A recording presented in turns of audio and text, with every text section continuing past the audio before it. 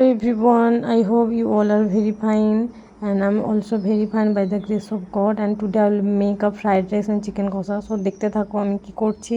প্রথমে চিকেন বানানোর জন্য চিকেনকে ভালো করে ধুয়ে নিতে হবে। আমি এখানে 250 গ্রামের মতো চিকেন নিয়েছি। তারপর ইনগ্রিডিয়েন্টস যেমন ক্যাপসিকাম, পেঁয়াজ, টমেটো, লঙ্কা, তারপর গোটা গরম মশলা আর আদার্স যে ইনগ্রিডিয়েন্টসগুলো লাগে সেগুলো আমি একে একে নিয়ে নিয়েছি।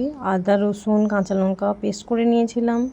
তারপর আমি চিকেনকে ম্যারিনেট করে নিয়েছি। ম্যারিনেটে আপনারা যে কোনোভাবেই করতে পারেন, অনেক প্রসেস আছে।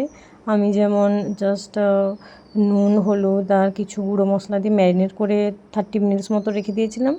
দেন তারপর ভালো করে চিকেনটা কষিয়ে নিয়েছি। কষিয়ে নিয়ে জাস্ট ওটা রেখে দিয়েছিলাম। তারপর এখানে ফ্রায়েড রাইসের জন্য চালটা জাস্ট বসিয়ে দিয়েছি। 80% মতো সেদ্ধ হতে দিতে হবে। দেন দেখতেই পাচ্ছেন কি সুন্দর ভালো করে সেদ্ধ হয়েছে। তারপর ভেজে রাখা ইনগ্রিডিয়েন্টসগুলো যেমন কাজু, ক্যাপসিকাম, গাজর এগুলো দিয়ে ভালো করে আমি ওর সঙ্গে মিক্স করে নিয়ে নিলেই আমাদের রেডি হয়ে যাবে আজকে ফ্রায়েড রাইস।